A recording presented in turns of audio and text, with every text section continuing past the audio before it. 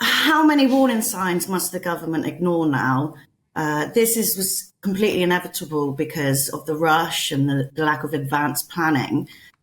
The little knowledge from experts, and it's just been completely rushed.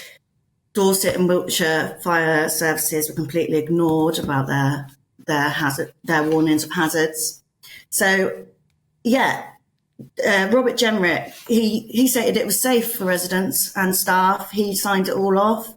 So he's either grossly incompetent or knowingly disregarding health and safety of these people that would be living on the barge. 39 have now been taken off to other accommodation when 700 plus arrives over the channel yesterday. So it's not a real solution to the problem at all. It's just going from bad to worse. And we at No To The Barge actually feel there should be a full independent inquiry into the barge scheme now, because it's just a disaster. I mean, Portia, it's not as if this barge hasn't been home to people before.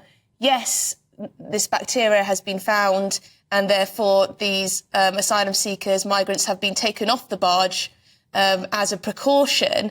But as you said, 755 people crossed the channel yesterday alone.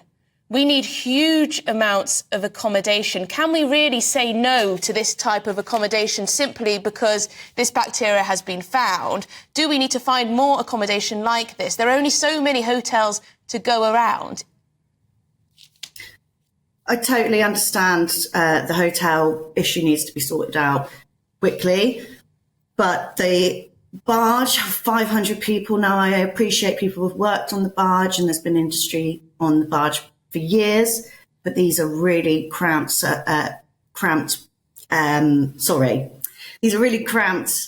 conditions now, with over 500 of them into, again, No To The Barge are always going to be against this barge because of our local area. We don't want the problems that we could experience from having this barge here.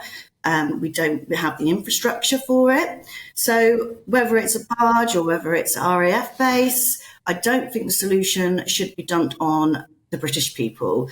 The government have some real serious decisions to make. They need to be tough now. Where should these people go, though, Portia? If the government don't want to pay, which is an extortionate amount of money, £6 million a day for hotels, where can these people actually be accommodated? I don't know the answer to that. That's part of the problem, isn't it? Lots of people say they shouldn't be here, but nobody can actually give an answer as to where they should be. I appreciate that, but it's actually not my job to do that. That's the job of these people we voted in to keep us safe, to protect our borders, to protect our local way of life, which they are completely failing in and have been failing in.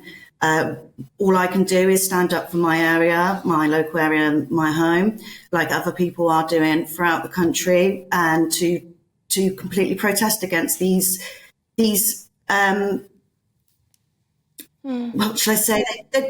These plans to house these people, because it's not going to work. It's actually going to put British people at risk, and our British infrastructure that is already on its knees. We don't have GP appointments down here. Just so whatever the solution is, it needs to become completely separate to the British people, because we've got our own issues and we need to be looking at them. We need to be sorting them out. What's going on with the world, the government's going to have to sort it out separately. It shouldn't be given to the British public to just live with it. Well, presumably, Portia, this barge is now empty, so it is not a goer for the government and will be not housing asylum seekers for at least the foreseeable future. But we'll find out the very latest from the Home Office.